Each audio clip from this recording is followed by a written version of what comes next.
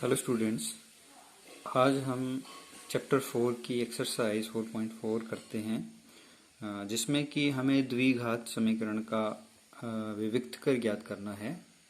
विविक्त कर को डिस्क्रिमिनेंट कहा जाता है। तो हमें पता है कि द्विघात समीकरण का जो सामान्य रूप है वो होता है ax² plus bx plus c equal to 0। यह एक द्विघात समीकरण है जिसमें कि a, b और c जो है वो क्या है। सबसे पहले जो यहाँ पर जो x लिखा हुआ है वो एक चर है, यानी कि इसका मान जो है वो बदलता रहेगा। अब इसके साथ जो a लिखा है x² के आगे जो a लिखा है वो होता है x, उसे बोलते हैं x² का गुणांक।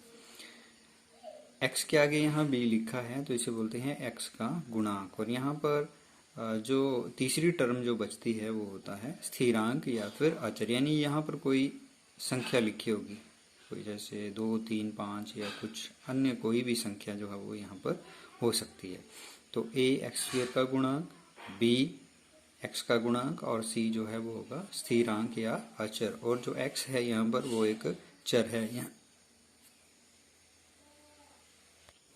यहाँ x की जगह पर y भी हो सकता है या कुछ और भी हो सकता है, z भी हो सकता है, m भी हो सकता है, कुछ और कोई भी x से a से लेकर z तक का कोई भी जो लेटर है वो हो सकता है। अब देखते हैं कि जो द्विघात समीकरण है उसका जो विविक्त कर होता है उसे कैसे ज्ञात किया जाता है। तो उसे ज्ञात करने के लिए जो हम फार्मूला यूज करते हैं वो होता है d is equal to b² minus 4ac।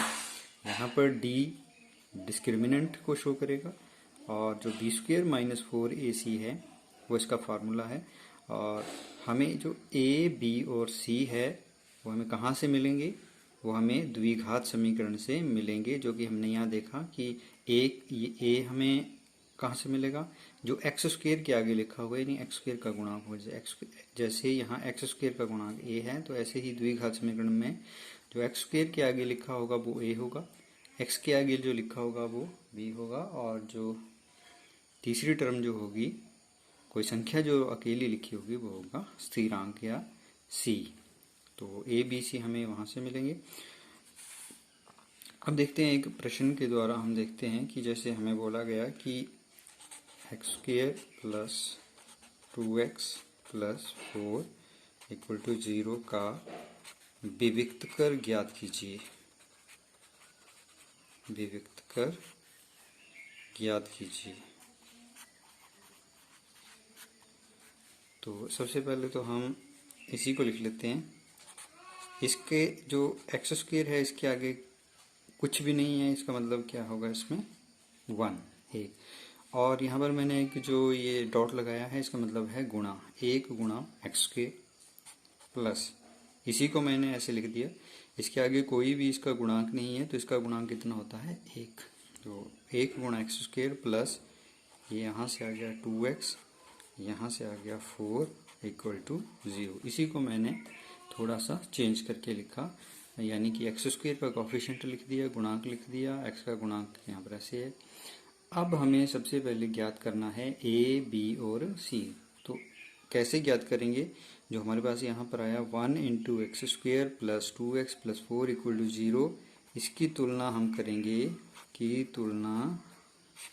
इसको कंपेयर करेंगे किससे, जो हमारा सामान्य रूप है ax² plus bx plus equal to 0 से, इसके साथ तुलना करेंगे इस समीकरण की। तो ठीक इसके नीचे लिख लेते हैं ax² plus bx plus c equal to 0। 1x² plus 2x plus 4 equal to 0 की तुलना ax² plus bx plus c equal to 0 से करने पर, तुलना करने का क्या मीनिंग है कि तुलना करने का अर्थ है कि हमने x² के गुणांकों की पहचान करनी है। x² का गुणांक यहाँ पर कितना, इसमें कितना है, यहाँ x² का गुणांक कितना a, तो यहाँ से a की वैल्यू आ जाएगी, a किसके बराबर होगा, यहाँ पर x² का गुणांक है 1, यहाँ पर x² का गुणांक है a, तो a किसके बराबर हुआ 1 के, यहाँ पर प्लस यहाँ पर भी प्लस, चिन्ह एक जैसा है। यहाँ पर x का गुणांक है b, ये लिख दिया हमने। यहाँ पर x का गुणांक है 2, तो b की वैल्यू कितनी आ गई 2। अब चिन्ह एक जैसी होनी चाहिए, यहाँ पर प्लस प्लस, तो आगे क्या है हमारे पास c, और यहाँ पर कितना है 4। c इक्वल टू कितना हो गया 4, यानी कि यहाँ पर देखेंगे x स्क्वायर का गुणांक a, यहाँ पर x स्क्वायर का गुणांक 1, तो a की वैल्यू 1, प्लस प्लस एक जैसे साइन है तो कुछ भी चेंज नहीं होगा। x का गुणांक b और यहाँ पर x का गुणांक है 2, तो b की वैल्यू 2। फिर आगे एक जैसे चिन्ह है, यहाँ पर c है और यहाँ पर 4 है, तो c की वैल्यू कितनी हो गई 4।